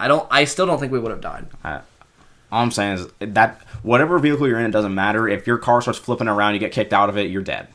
That car's gonna run you over by itself no matter what. Also, if you fall from that distance in a car, you're gonna pick up speed. You're gonna hit the ground. It's gonna hit hard. I don't think we would have died. I think we would have taken a lot of damage, and it would have been extremely you dangerous. might not have I don't died, think we would have but- died. The fact of the matter is, you did. You Yeah, drove. honestly, Look, I fucked up. You drove to your death. I get it. the physics of the game are so insane that That's there's true. no They're- telling. They're very unpredictable. Yeah. And have almost no rules. Mm-hmm. So Physics have no place in PlayerUnknown's I mean, battlegrounds. they kind of don't. So, you know, maybe I'm wrong, but I really don't think we would have died. Anyway, I played that. I also played a little bit of Lawbreakers. I was just realizing I've been playing a lot of Lawbreakers. Playing that too. That's a really cool game. I like the game a lot. It's really fun. I was telling Coulter and Colin, a few people about this the other day, but I feel like it's sort of like it's very easy to look at that and say, oh, it's Overwatch. Like there's you know, people or like heroes instead of, you know, classes necessarily, even though there's like a class and then there's two different people like for each, or there's one person for each like faction, I guess. But it doesn't really feel like Overwatch. I mean, it doesn't, but I do think, like... So, because I've been playing this game, too, and what I've found to be annoying is that a lot of people will play this game like it's, like, Unreal Tournament or, like, just your straight-up, like, deathmatch shooter, and it's not that. It has nothing... However many kills you get in this match, it does not matter. It's a team-based objective game, which is strictly what Overwatch is. People don't play it like that. They play like, I want to play like this cool class that's like an assassin with a sword and like only try to kill people. And when that happens, like there's no team like synergy like in Overwatch. Like it matters like who people play as. Like there are good counters in that game to other like classes, but people have not like wrapped their head around that yet this early into the game, and it makes it like... People who are playing in a team and play together and know, like, okay, this, like, let's play the objective, let's do this, let's capture this point together, like, they just steamroll you, and it becomes, the matches can get lopsided very fast. I agree with that. But it is fun to play, like, it's very fast, like, everyone has a cool movement ability, some people have, like, jets or teleports or double jumps, whatever have you. I think it's cool. Yeah, I was just going to say that, like, this kind of strikes that, or it scratches that itch of something like Unreal Tournament or Quake or anything like that, where, you know, in its day, everyone was like, oh man, like, there was nothing like, you know, this kind of Quake mode or whatever on this map. Like, I can kind of see Lawbreakers not being the next Quake or Unreal Tournament necessarily, but it's in that same vein where it's, like, very skill-based. It's extremely skill-based. There's no, like, kind of, I would say, pretty unforgiving. Not a lot of tutorials or anything in the game. I Like mean, there you can are watch, some like, videos, but like, yeah, but like getting into the game and like starting up a match, like I was very confused for the first probably 5 matches that I played or more.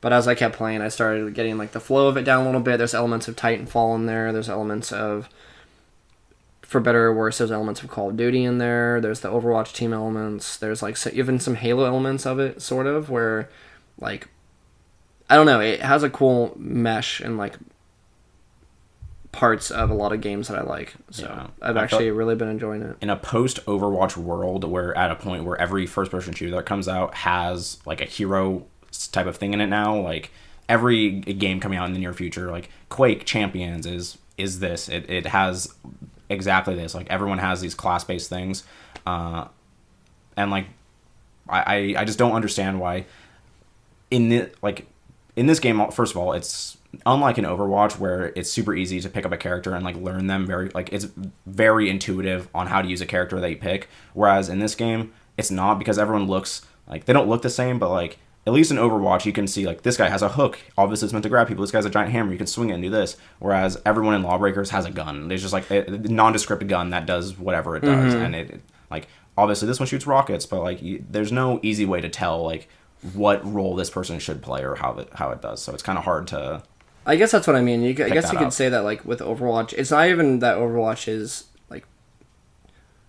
It's probably more beginner friendly than most like shooters out there and like multiplayer shooters, but it's also not like easy necessarily. It's no, I mean there's a skill like ceiling to that game, but it certainly is like, and it's evident by how many people play this game. Like it's easy for people who don't play first person shooters to get into that game and enjoy it somewhat. Mm-hmm. But I think part of that is like because of the great art direction and everything, where like you said, like, oh, this person has like a wrench and like they must build things like turrets, or like this person has a sniper rifle. Like I get that, but yeah, with Lawbreakers, like I could literally, like when I first played, when I didn't know who to pick because I was looking at all them, I'm like, okay, so this guy looks like he's probably kind of fast, and he has like 2 guns, and this girl also looks like she's kind of fast, but she has swords and a shotgun, and then like as you're looking at it, you're thinking like you would have some understanding of how to play them, but then when you jump into the match, it's not clear really at all, because you can look at their moves, but then even when you're looking at your moves, you're like, okay, well I don't know how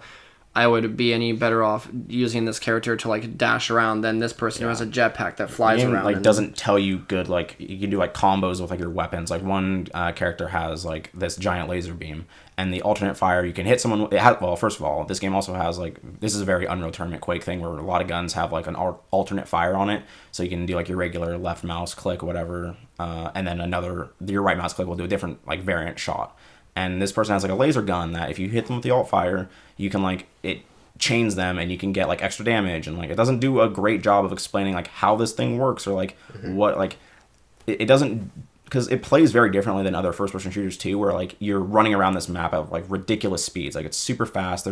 In every map there's an area where there's no gravity, and like you can just float around. You can like, it has a thing unique to this game where you can just press a button to fire like directly behind you, which is almost not useful ever trying to kill people. But when you're in 0G, you can use the guns like momentum, shooting the bullets to like move yourself around and like give yourself speed boosts. But, so if you're in like a big dome, like which there is in most every map, there's a big dome of anti-gravity, and there's also like those little spheres that have their own like gravity around them.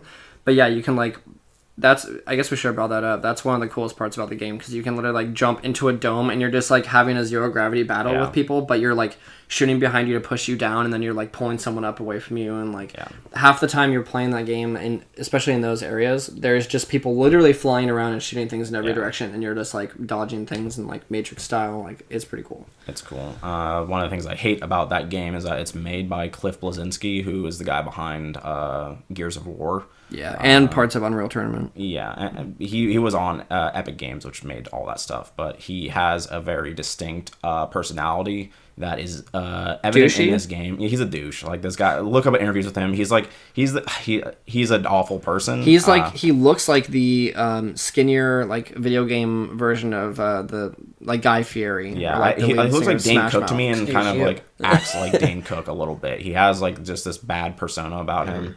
And like it's in the game with like these like just awful voice lines, like really dumb like stickers that you can put on your guns, and it's just really silly. But the actual game itself is fun to play, so I will forgive him for that. But yeah, he's still crap. I would say people should give it a shot because it's $30. I feel like it's $30. Decent amount of maps and content. Like there's a lot of game modes that are all pretty fun to me. Actually, they're all twists on like capture the flag or domination or something, and there's cool clever twists about them, like with the domination mode, which is everyone knows domination. In this one it plays out in like quarters almost, or like little like sessions, so it's like you'll have a certain number of minutes to capture these points, and once you capture one it's locked, so like if you capture C for your team, it's locked, no one can come in and capture it, and then there's 2 left, and then like basically you collect however many points you capture in that round, and then it stops, and there's like it's like first to 16 or something like that, and so they just play a bunch of rounds, and like it's interesting because it's not like you're constantly fighting over B the entire match or C or A. It's like, you know, you're where you are on the map when it resets. You capture that one, and then your team like is constantly moving. And then there's like the capture the flag. Pretty much like they've had this in. I guess it's kind of like Griffball, or like any of those kind of modes or that mode in Call of Duty. What was it called? Where you have to throw the ball through or Destiny. We have to throw the ball through the hoop or whatever. Do you know what I'm talking about? I have no. Oh, yeah, but like it's kind of like that where you pick it up in the middle and you have to. It's run basically it. capture the flag. Yeah, it's pretty much capture the flag, and then they also have the other version of capture the flag where you have to go and pick up like the battery or whatever and run it back to your base and then keep it there to charge it and get points. But the other team can grab it, and if it has a certain amount of charge, they can bring it back and instantly charge up their base with it. So there's all the game modes have clever twists on them, which I like. But yeah, I feel like more people should play this game because it's a cheap entry point. I feel like they're probably going to support it with a decent amount of like free content and stuff. And I like supporting weird ideas for games nowadays. Like it's not your typical multiplayer shooter in any way. I feel like it comes off strange. that way. It comes off. It looks very generic, but it plays like way different than most games, and it's actually kind of fun. So Yeah. I would pick it up. I like it. Well, anything else? That's all I got. Okay. Well, I have been playing a couple new games. I played Lawbreakers, but I also played Shadow Tactics. Blades of the Shogun, I think is the correct title. That's a Jordan-ass name for a game. It is, but it's set in feudal Japan, but you're playing it like It's a Jordan-ass game. yeah, no, I mean kidding. that's if it was anime, then yes. It's not anime. It's very it's historically accurate, quote unquote. Accurate. But it's a tactics stealth game, and it plays out like on a view. It's not like isometric, but it looks like if anyone has played like a real-time strategy game like StarCraft or Warcraft or whatever, it looks like that, and you're basically playing like heroes that you would get in those games, and you're kind of just like, it's like a very like stealth game. You're looking at vision cones, trying to like sneak around, complete objectives. You get like a bunch of different characters who have a bunch of different abilities. The first guy you get is just a ninja, and his ability, he has like a shuriken, and he can like whistle or like throw a rock to distract like people, but it doesn't like lure them away. And another guy you get has like a bottle of sake. He's like a samurai, and he's like the heavy duty guy who can like run in and kill people and like drop like a bottle of sake to actually distract people. And I did get a guy who had like a sniper musket gun. That was pretty cool, but he hasn't come back yet, so that kind of sucked. But it's pretty cool. The story, I don't know what's going on in it, but it's very like, we need to like defend like the shogunate against the opposing like Japanese feudal empire, and it is what it is, but it's very fun strategy game. The other game I've been playing, I don't know if you guys have heard of this game or seen it before. It's called Observer. I saw you playing that. Yeah, it's a horror sci-fi cyberpunk game. Very cool. The main character is voiced by Rutger Hauer, who was in Blade Runner, and also the main character in Hobo with a Shotgun. Which is like very weird. He's the main villain in Blade Runner. Yeah, he has a famous role. He but he is a fantastic actor, I guess. Saw him in Hobo with a Shotgun. That's a weird ass movie, so I don't know how great he is. But the voice acting in this game, his delivery is weird. He is very like grizzled and like old man detective, which is cool. But the game's setup is like set in the future, cyberpunk.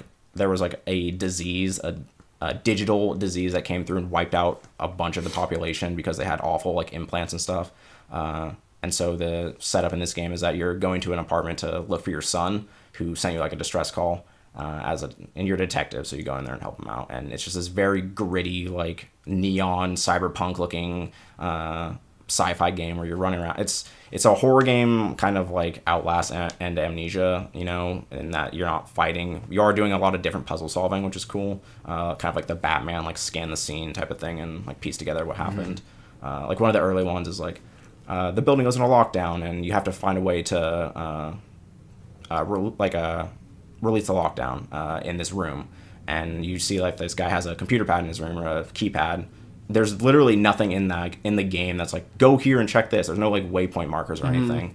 So you just have to like look for objects in the room and like figure out like what is his like keypad number. You get like one hint or like one hack and it reveals one number. So I kind of like it was a 4. I looked around. I was like, okay, here's this guy's key card, his like employee ID card. It has like 0044. I was like, okay, that could be the number. I go and check. I'm like, I try it, and the main character's like, well, it couldn't be that easy. I was like, shit, of course not. Yeah. Like I look around, this guy has like a book that's like, it was 1984, like the Orson Welles book. I was like, oh, well, I'll try that. It worked. It was cool. I was like, all right. Well, there's no indication that like this was the item. It's just like you just look around the room and see things and try it out. It's cool. He also like his like one of the main like shticks in this game is that he can like jack into people. It's very like Ghost in the Shell, and when she like literally has a plug and like can plug into people and like look through their memories and like find out information. Mario Odyssey. Yeah. Yes. Kind of. Well, no, he doesn't become them. He's inside them. And He so throws it's- his hat at people. Yeah, his little trilby. Yeah, but it's very like it's been like very scary so far. The atmosphere is like super creepy. I haven't seen like a monster yet, but there are times where you hear like indications that there's something like gross out there. It's like a very like loud thumping walking thing, and there's a lot of other unique puzzles of like because when you like go into like people's minds, you do like a walking like sequence, but you're doing like different puzzles in there, and it's cool. I saw screenshots on Steam and it looked incredible.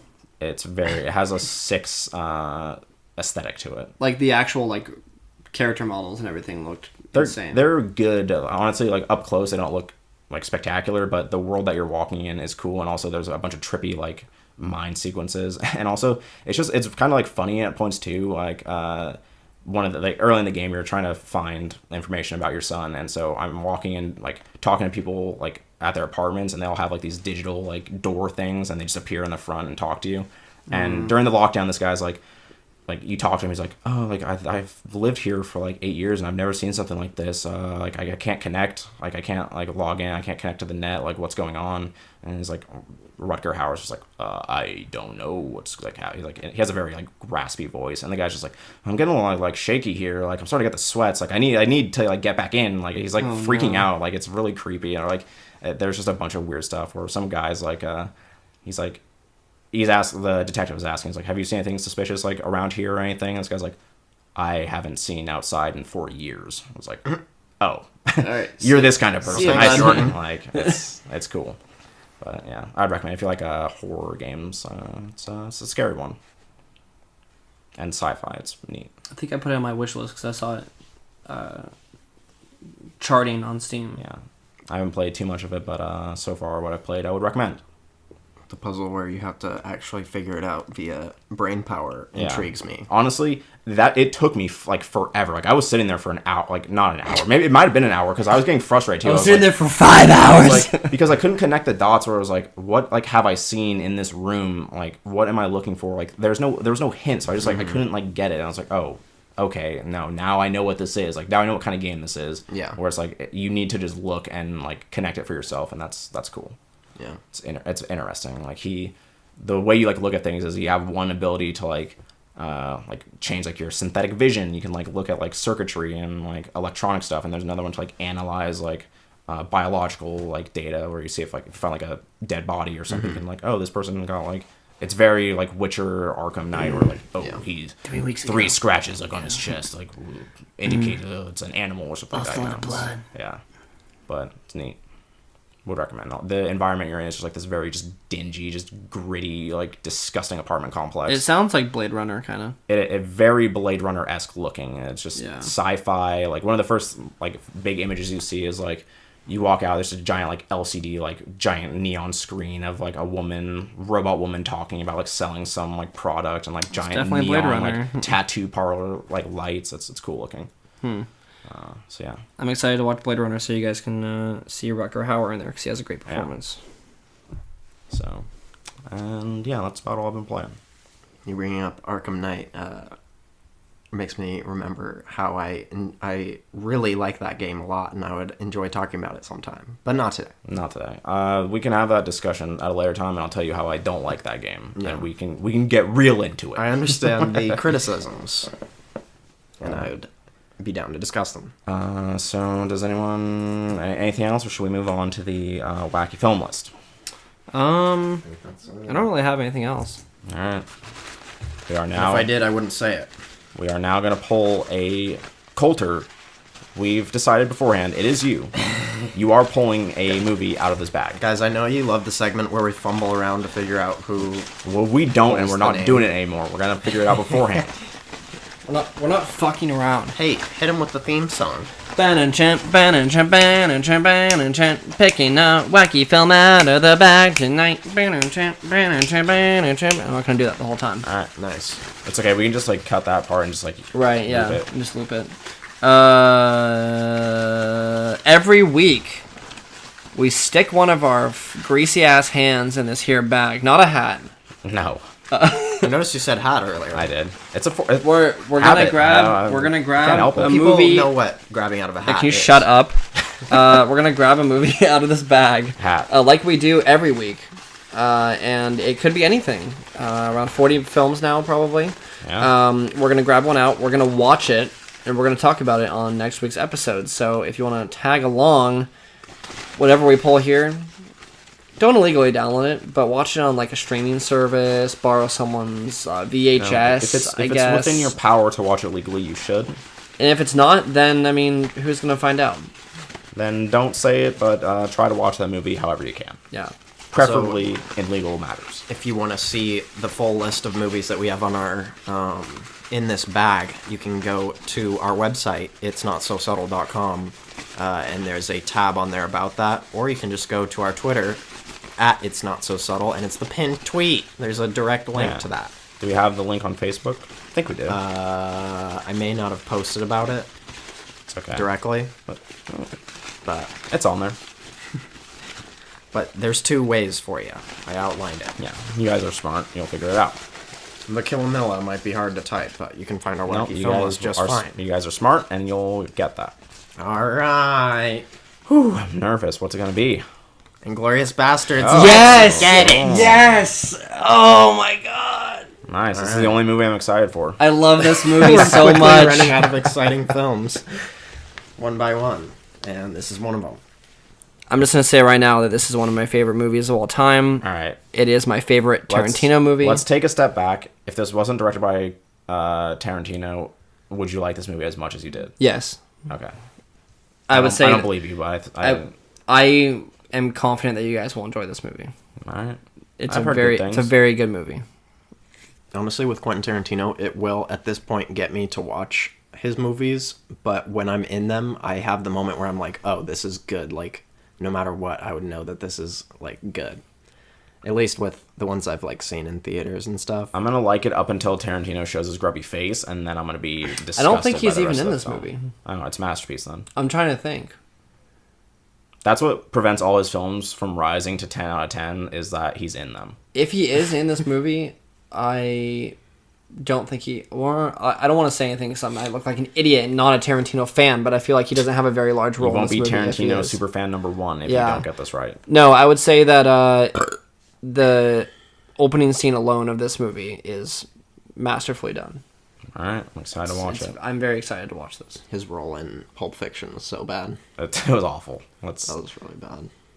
In most of his films, they're bad. At least, Anyways. he gets blown up in Django. A spoiler! That's All right. not a spoiler. Well, let's get out of here. How about that? Should we start our plugs? Let's here? go to the Bahamas. If you guys want to contact all of us, please send an email to itsnotsosubtle@gmail.com with anything you want to talk about, a question, a comment, Insult, death an threat. insult, a critique, whatever you have. You can also find us on Twitter at It's Not So Subtle, Facebook.com/It's Not So Subtle. We've been getting some more people on there we've seen, so if you're new on there, keep following us. Shout out to you. Try and post some more stuff on there and keep you guys all interested and up to date. Yeah, Instagram, It's Not So Subtle. Our website, it's not so subtle.com. Twitch. It's Not So Subtle. You can also find our separate accounts streaming to that if we're on, so tune into that and follow that if you want to see us do stuff. Did I miss one?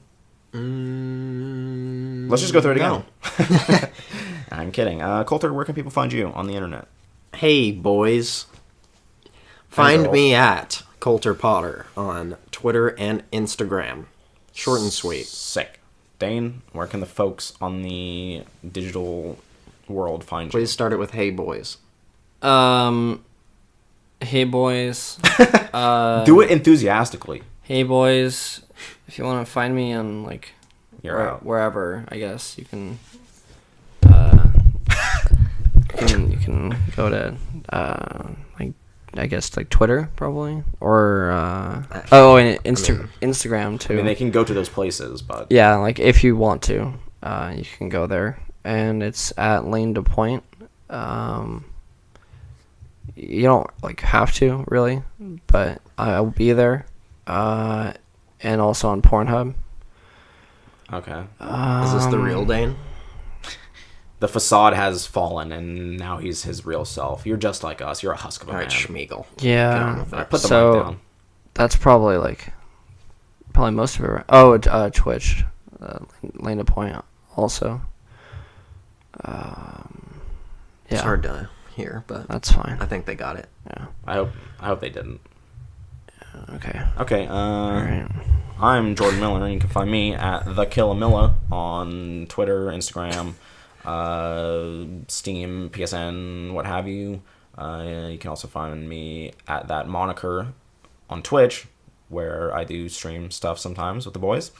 And if you want to follow my Tumblr account, where I post a lot of anime content, mostly safe for work.